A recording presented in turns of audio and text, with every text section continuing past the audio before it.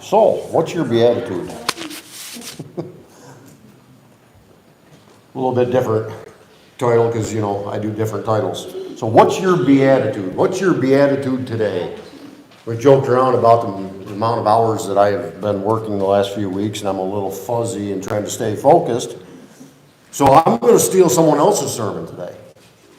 And who better of a sermon to steal the one Jesus himself gave, right? Part of the Mount. So I guess technically I'm not stealing his sermon, I'm just taking part of it. So if you turn with me to Matthew chapter 5. If I turn the remote on, it goes better, I bet you. Matthew chapter 5, we're going to look at verses 2 through 12, and then we're going to look a little bit at the verses that we read earlier when we first started out. So this being the only real full sermon that is recorded that Jesus spoke. Is this the only one he gave? I highly doubt it. We don't know for sure, but I got to believe he was preaching a lot as he was teaching. We've got to believe that. Otherwise, it's hard to believe the impact he would have had if he wasn't giving any sermons. But this one, we can see it in its entirety in Matthew. And the Beatitudes is what this, blessed are the people that do this. We're going to look at that today. If we want to be blessed, are we these people? As we look at it, starting again in verse 2. And he opened his mouth and taught them, saying, he being Jesus, he opened his mouth and taught them, saying, blessed are the poor in spirit, for theirs is the kingdom of heaven. We look at, and we're going to look at each one of these individually. What does that mean? Blessed are the poor in spirit, for theirs is the kingdom of heaven. If the poor in spirit are blessed, we're talking about humility to start with. We're going farther than that. We're going more than just humility, more than just being a humble person, not being just that boastful, prideful, arrogant, obviously. That's not what we're speaking of here. But as we're thinking of humble and humility, it goes farther than that. It's understanding, and I think every one of us at some point in our life has been what I will call broken. If anybody here has ever been broken in their life, let me know how you got through that. I'd like to know. All of us at some point in our life have been broken. Blessed are the people who admit, acknowledge, and own the fact that they're broken. It's a brokenness. It's not just, oh, I'm poor in spirit, I'm sad. No, this is far beyond this. This is a true brokenness. Blessed are the poor in spirit. Blessed are the broken, for theirs is the kingdom of heaven. We cannot come to God through Jesus for any sort of a thought of salvation unless we know we are a broken person. The kingdom of heaven, we can't get there on our own merit or our own, especially arrogance. We must be broken and understand, I got nothing here. I need you. I got nothing. And until we get to that point, we can't see the kingdom of heaven. We have, each one of us has friends, family members, whatever. I was told this last night, that church is like a cult. Okay, and a few other people have heard that in the last week or so too. Okay, well, it's the only cult that's going to get you to heaven. So if you want to call it a cult, have fun with that, but it's the only cult that's going to get you to heaven. It's the only one that's going to get you eternal salvation. So if you want to call it a cult, go for it. But those that want to think, I am good enough, I haven't done that much bad, I think I'm good enough to make it. We hear it all the time. I'm good enough.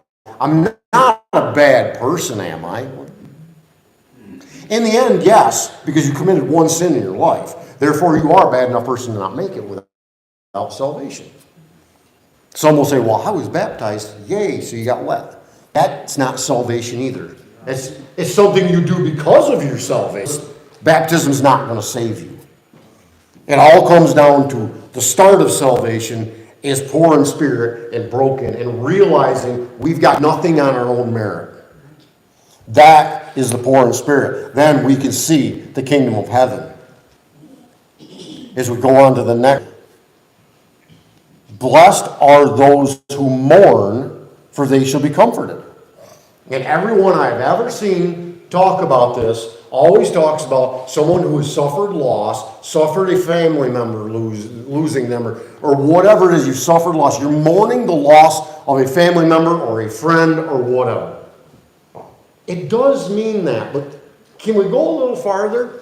Should we mourn the fact that we're sinners? Should we go to the point of, if we commit a sin, actually mourn over it? Should it really, truly affect us to the point of where we consider ourselves mourning over that sin? And then we will be comforted. This is not just, I have lost a friend, or not just, I have lost a family member. This is bigger, this is deeper. It goes farther than just that simple loss. This is mourning our sinful acts. Mourning our past that we may not want to look back at because we have really messed things up back then. It's bigger than just simply mourning the loss. Because I don't know of any person who has lost someone that is close to them that hasn't mourned at least a little bit. I've done a lot of funerals, and there are some people that are pretty hard when it comes to funerals, and they're like, oh, they're lost, and let's get over it and go. Well, okay. But they're behind closed doors, I'll bet they're mourning. Any loss we see, people mourn over it. This verse is not just that simple and obvious that we're just going to mourn over people we've lost. This is mourning over our actions. It's mourning over so much more than just the loss of a person.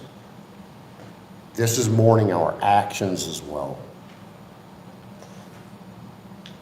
Yeah, one of the most misunderstood words in the world. Coming up here in the next one. Blessed are the meek, for they shall inherit the earth.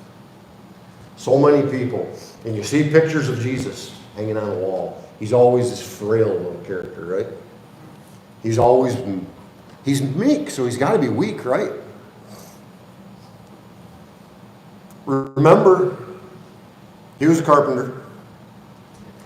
This is before Makita and DeWalt, or pick whichever one you like the best, and maybe like a Tachi, I don't know. This was before all the tools came in. He was a carpenter with the old school techniques. Do we think physically he was a weak man? No. He was probably a very rugged man because he had to do the work by hand. He did the real work. He was not some weak, frail man. Meek is not weak. Meek is the exact opposite of weak. Someone who truly is meek, if we look at the dictionary, what it says about weak is enduring punishment without retaliation. How much punishment did Jesus take throughout his life here on earth, and how many times did he retaliate?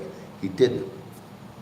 Occasionally he would retaliate with words, but that was it. He never fought back. And when he was hanging on the cross, we talked about it last week, he said, forgive them, for they know not what they're doing. Really? Would we do that? Or would we be cursing up a storm while we're hanging on that cross? Meekness is true power. Absolute true power under absolute true control. That's what meekness really is. You take you see it around here with the Amish. You take a horse that is just a massive animal, completely under control. That would be a meekness, but definitely not a weakness. So if we think about our lives, we have been given authority. We've talked about it many times. We have been given authority by God in a lot of different areas. If we take that authority and try to make something out of it that we are not given, we're not controlling it. if we have been given authority to do such and such, and we control it, and we do exactly as God has called us, that's meekness. Control. It's totally under control. Under our control? I hope not. I truly hope it's not under our control.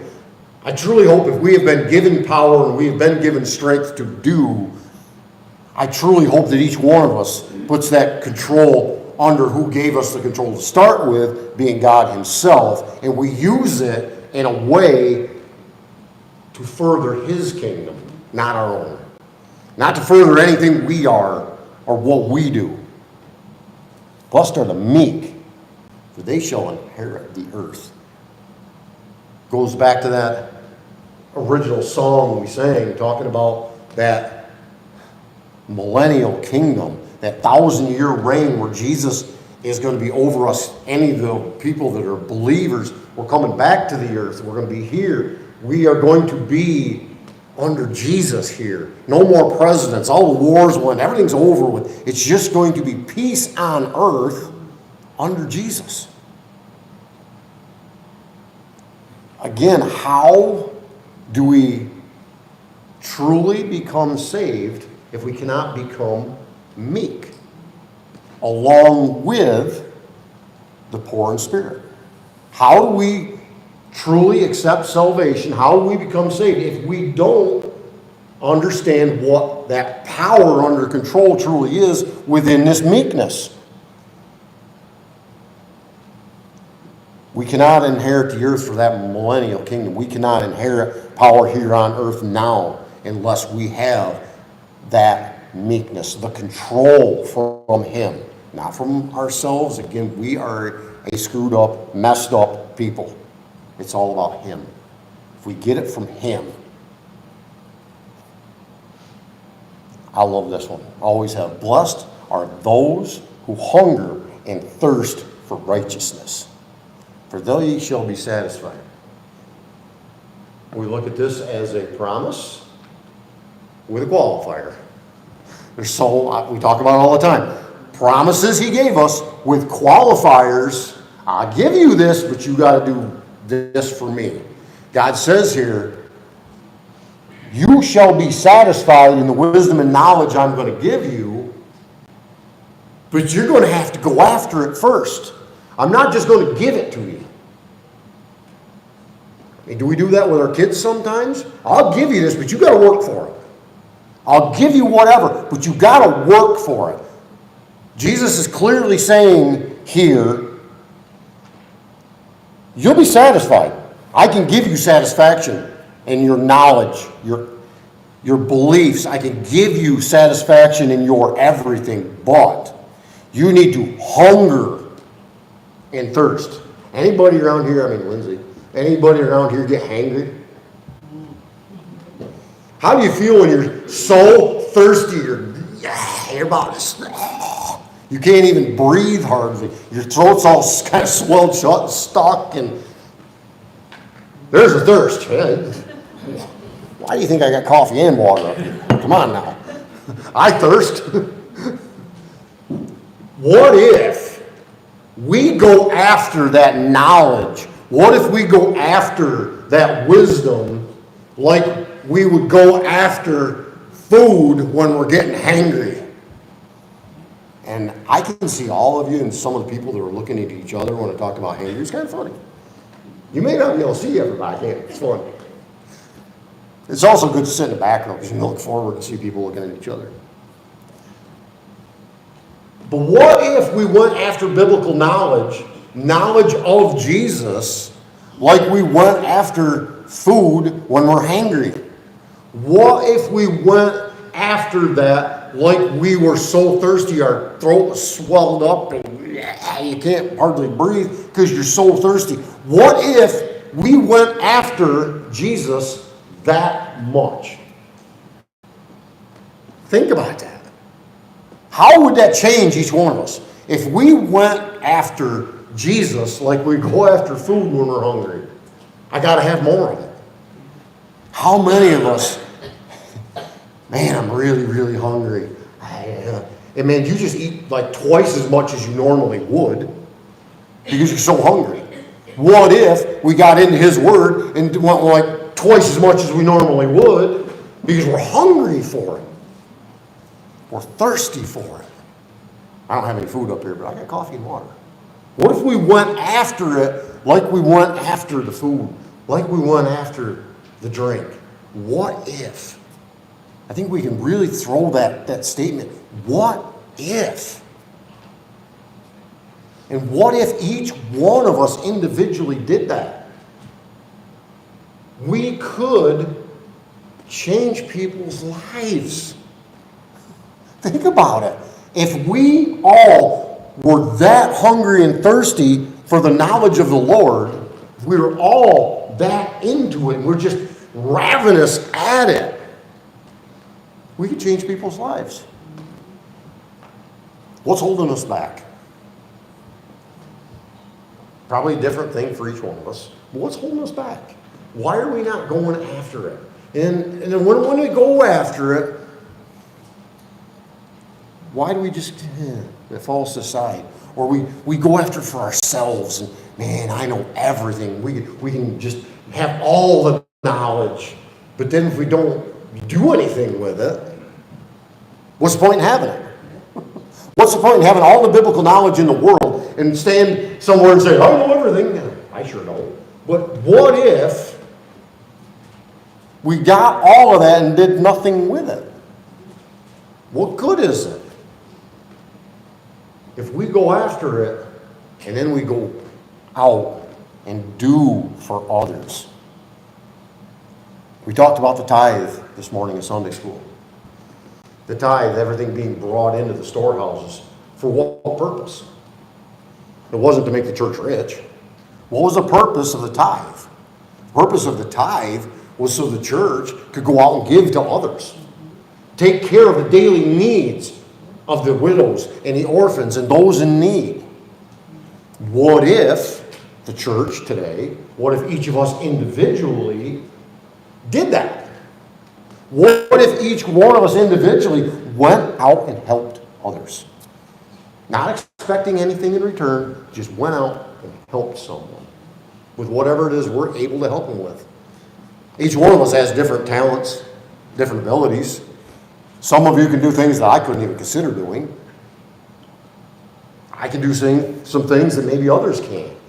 Each one of us individually, look at what we could do if we hungered and thirsted for righteousness, not just the knowledge and the wisdom, but the righteousness, being right with God. If we hungered and thirsted for being right with God, again, what if? What if? Imagine where we could be as individuals. Imagine where we would be as a church, all of it across the board. Where would we be if we hungered and thirsted for righteousness? For being right with God? Well, if we did, we would be satisfied. And I think we can go a little bit farther and say others would be satisfied by it. Not only we would be satisfied, which obviously it clearly says, but what if, and then we could go out and satisfy others by our actions and our helping others out. Blessed are the merciful, for they shall receive mercy. Multi-layers to this one. If we are being merciful to others, this kind of includes grace. Having grace for others. Goes back to last week's message on forgiveness. Forgiveness is 100% given by grace. So what if we are graceful to others and merciful to others, and you know what? Somebody said something that offended me. Shut up. Who cares if someone said something that offended you? Because we're all saying something to someone else that's offensive, right? Is there anybody here that hasn't said something offensive to somebody in the last week? I'll bet we all have. Might not have meant to, but just ooh, that dig. Get that little dig in. I want that one. We've all done it. But what if we're truly being merciful and not doing that? Not getting that dig in. Not getting that, don't care about the last word. We so often get worried about, I want the last word in this situation. What if we didn't? What if we didn't care about the last word in the situation? What if we're being merciful to that person? And you know what? In the grace I'm giving you and the mercy I'm going to give you, I'm not going to have the last word. What you said, fine, whatever. What if we just let the water run off of the duck's back kind of a thing? Just don't let it stick. Don't let it stick. Don't let it affect us. Be merciful. Show mercy to that person. What if we show mercy to ourselves? Like we talked about last week, showing forgiveness to ourselves. What if we show mercy to ourselves? Not just to others, but to ourselves as well. What if we showed a little grace to ourselves for the mess ups that we do? What if we showed a little mercy there? We shall receive mercy. We shall receive mercy if we give mercy.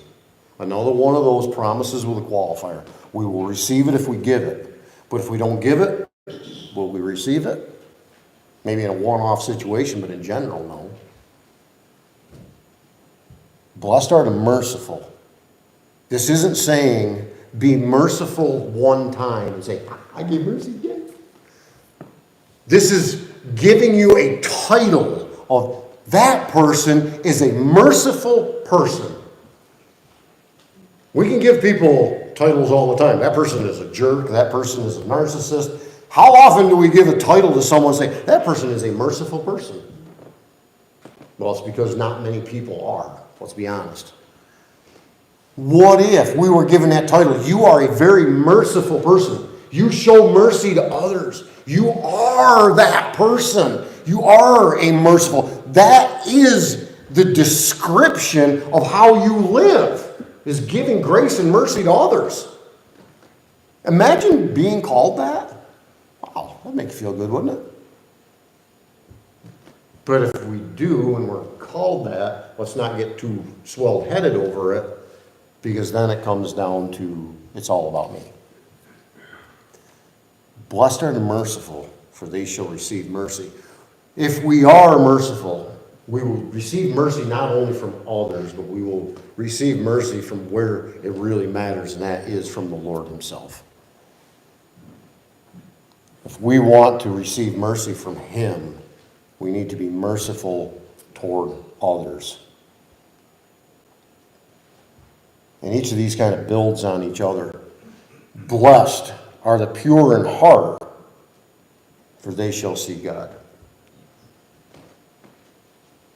Okay, simple, right? No. Because to be pure in heart, I think we've got to do all the rest of these. To be pure in heart, we've got to be poor in spirit. We've got to be mourning our sins. We've got to be meek. We've got to hunger and thirst for that righteousness of being right with God. We've got to be merciful. Otherwise, we are not pure in heart. Pure in heart isn't just something simple. This is a bigger thing with a lot of things added together, add up to this final mathematical equation, I guess we'll call it. Add each one of these together, then we can get a pure in heart. How do we become pure in heart, and what even is pure in heart? Phew. Jesus was pure in heart. Think on that one for a minute. What does it mean to be pure in heart? Pure is clean, unstained, nothing wrong with it. Think of what we think of the word pure in modern day. Not contaminated with anything. On our own, this is not possible. It's just not. It is absolutely not possible on our own. We cannot have a pure heart on our own. We have a sinful nature we were born with. We start thinking about ourselves in situations instead of him or others. We don't have a pure heart. But in Him, we can, but it's going to take some serious amount of work. He's got to work on us. We got to work on us. More Him than us, because when we work on ourselves too much, we screw ourselves up. It is what it is. The pure heart. The only way we can have a pure heart is to be like Jesus. And when we have a pure heart and we are saved by that pure heart, we can see God. Again, we cannot do any of it on our own. Salvation is Him, not us. It's not about us. We may want to think, well, I've done this and I've done that. Yay, happy for you. Doesn't get you salvation. Might make you a nice person, but doesn't give you the salvation what we're ultimately talking about here. Blessed are the peacemakers, for they shall be called sons of God. Peacemakers. People that come into a situation and diffuse it. I think each one of us has times where we don't want to be a peacemaker. We want to be the one that's starting something. That person offended me. You said something that offended me. And I have got to I'm going to argue with you about it. And we're going to make something of it. And then make more of it and more of it and more of it. And how many times do we see that little slightest of offenses that turns into something big over nothing? Nothing at all. It's something that shouldn't have been an issue to start with, but we just build it and it grows into something it never meant to be. Or we can be a peacemaker in a situation and say, you know what, I know you're angry about this, but I'm not going to perpetuate the anger here. I'm not going to make a threat back, or I'm not going to, whatever it is that makes it get out of control. Be a peacemaker. Say, you know what, I'm not going to argue about this. Not going to deal with it. You want to be angry? Be angry. But I'm not going to take part in it. You want to do this? Go ahead. But I'm not going to take part in it. I'm going to try to make peace in the situation. Because if we do that, we can be a peacemaker. Is this one easy? No. None of us like to be offended. None of us like it when someone says something nasty about us. None of us like it. But we are to be peacemakers.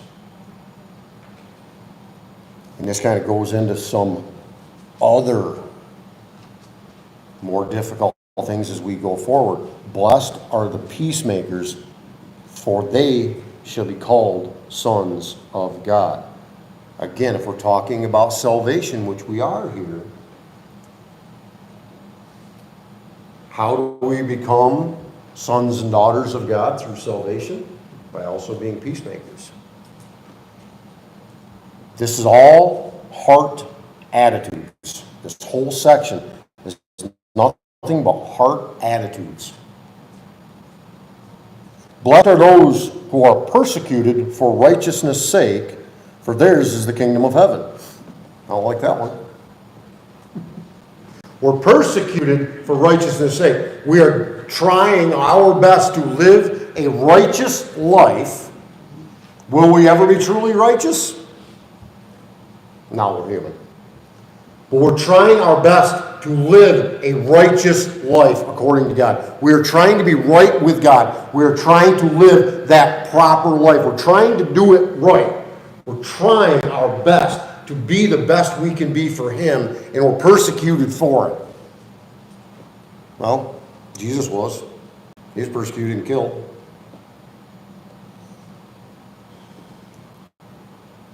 If we are persecuted in general, that's not this.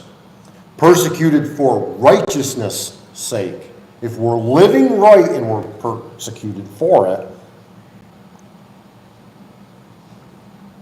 theirs is the kingdom of heaven. Again, we can see the kingdom of heaven. Because if we are living right, I promise you, you will be persecuted by someone. You will. It may not be just bold right in your face. They may not kill you like they did Jesus. But we will be persecuted by others. We will be looked down on by others. We will be spoken about by others if we are believers. There are people that we knew in the past that maybe we were doing sinful stuff with in the past. And they'll say, well, I know who you were. Yep, I was. I think each one of us can say, yep, I was, but I'm not. I'm trying to live right. Well, you can't change. Really? Can't change? I know there's a bunch of people in here that have made massive changes in our lives from what we may have been back in the day. Yeah, we can change. We can really try for this righteousness, this right life with Christ, and yes, we will be persecuted for it. Verse 11, blessed are you when others revile you and persecute you and utter all kinds of evil against you falsely on my account. Goes right along with the other, for the previous verse.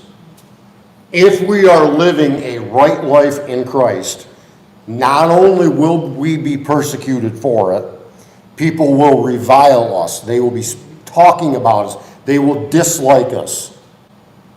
They will talk bad to us. They will talk bad about us. They will utter all kinds of evil against us, quite often falsely.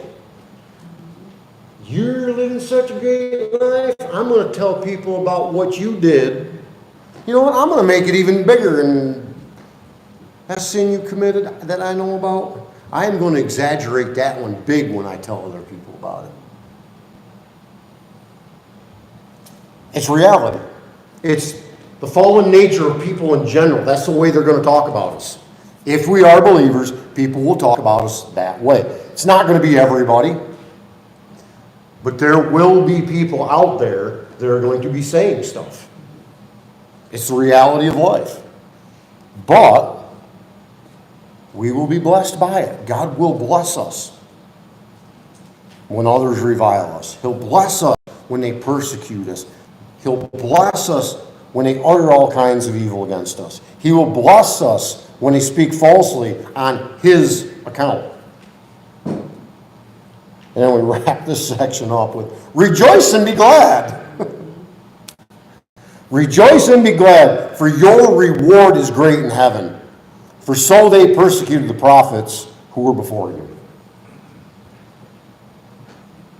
Rejoice when you're persecuted.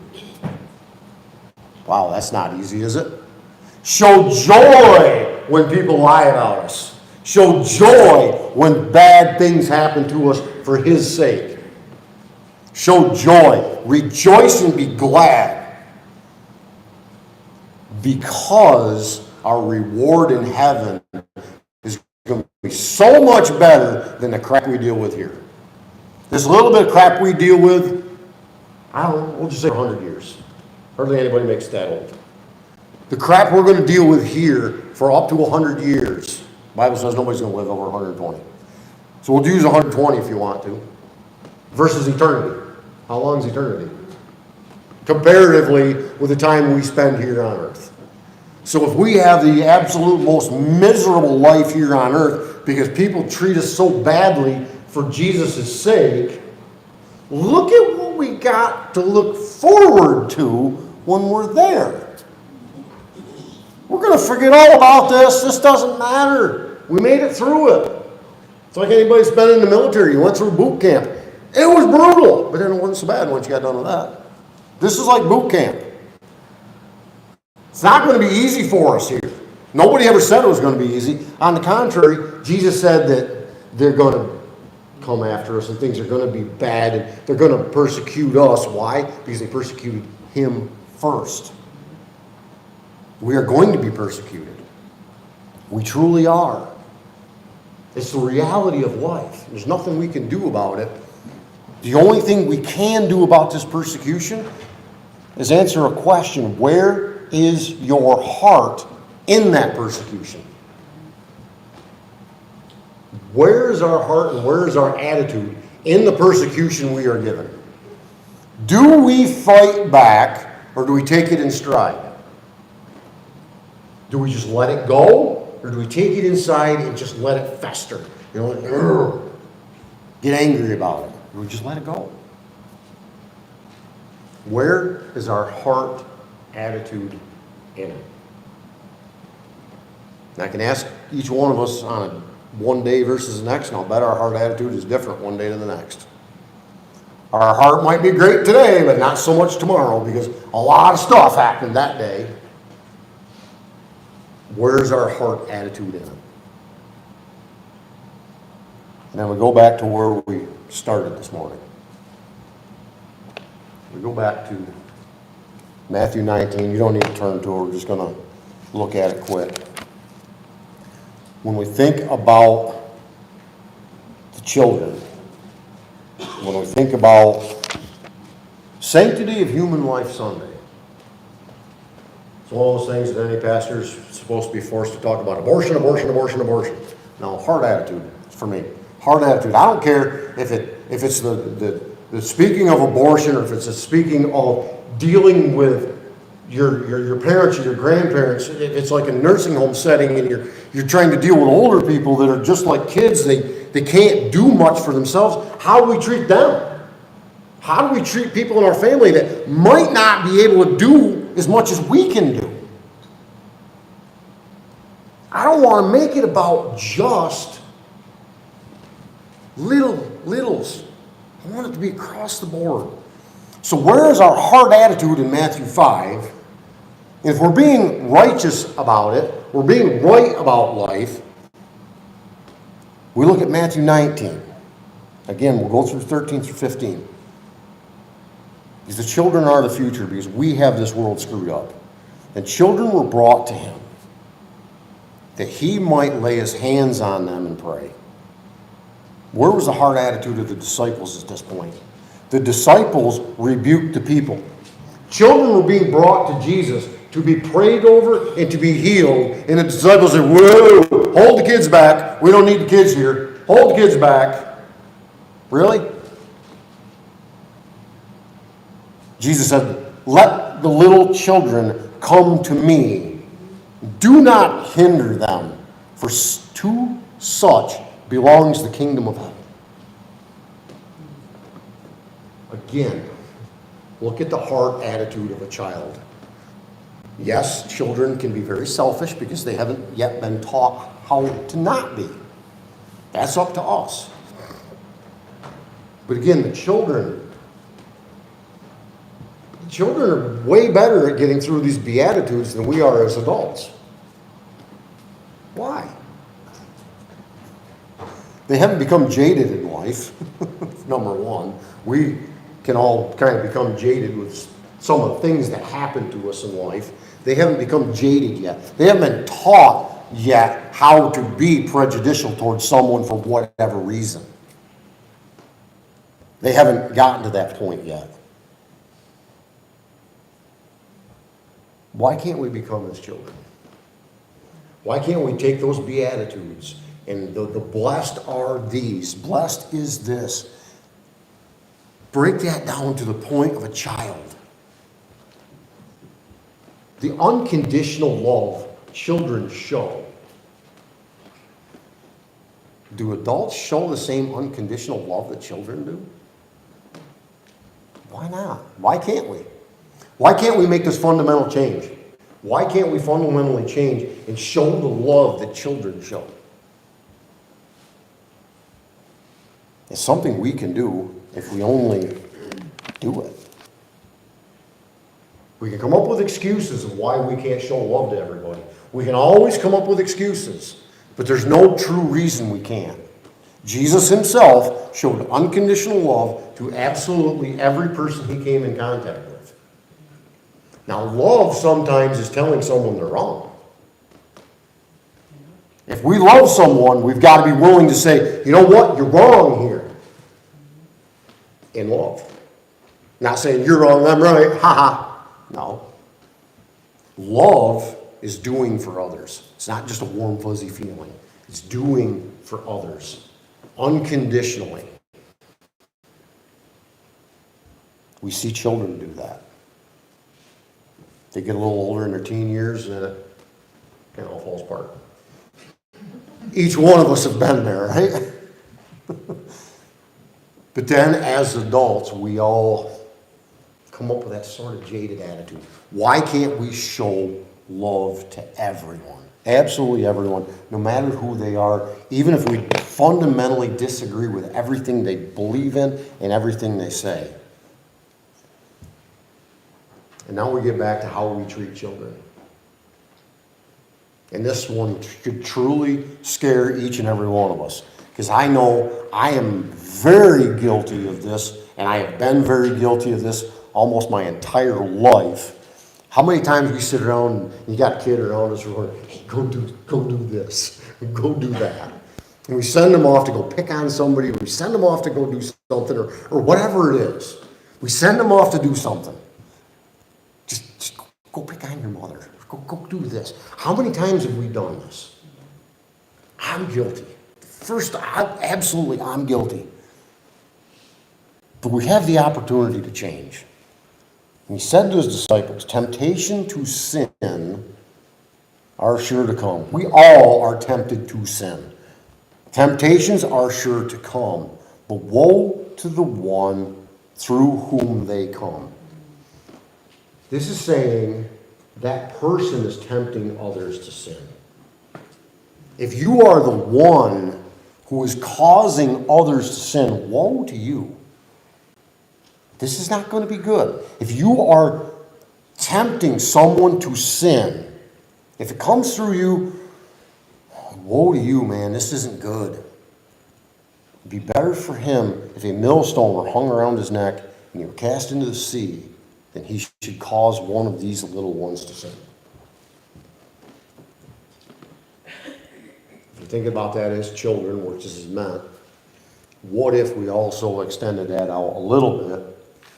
And I think we can without taking it out of context. What if we as believers are called children of God? What if one of us causes another child of God to sin? I don't think that's any different. I think not just causing a child to sin, I think we're talking about causing a child of God to sin. I think this is a bigger thing that we can take from this. Let's have the beatitude attitudes. Let's have that proper heart. Let's show the love that is shown in the beatitudes. And with that, as we think about sanctity of human life Sunday, let's treat others the way we want to be treated. Let's treat others the way Jesus treated others. Let's show unconditional love. And if we want to get that little dig into someone, well, you should do this to that person. No. Let's take that out and say, you know what? I'm not going to be the one that causes you to sin. I'm not going to be that bad influence. I'm not going to be, could be an enabler. It could be enabling someone living sinful, and we just enable it. Is that causing them to sin? Yes, it is, because it's helping them into that sin. Let's not be the enabler. Let's look at sin as sin, and let's say, you know what? I'm backing off away from this. I'm not going to do it. I'm not going to cause others to do it. Nothing. Let's think about that. Think about what that really means. And go through life with that Beatitudes heart. Blessed are the meek, for they shall inherit the earth. Are we truly a meek person? And as we think about, after we pray the song coming up, what would life be like? What would life be like if just everyone in this room, not even worry about outside of this room yet, but what if everybody in this room lived that beatitude life? What would it be like? And then if we got it down to a science, we got it, and then we went out from here, what would it be like? What would the world be like if we went into the world as a child. Let's close in prayer. Lord, we thank you for what you gave us here. We thank you for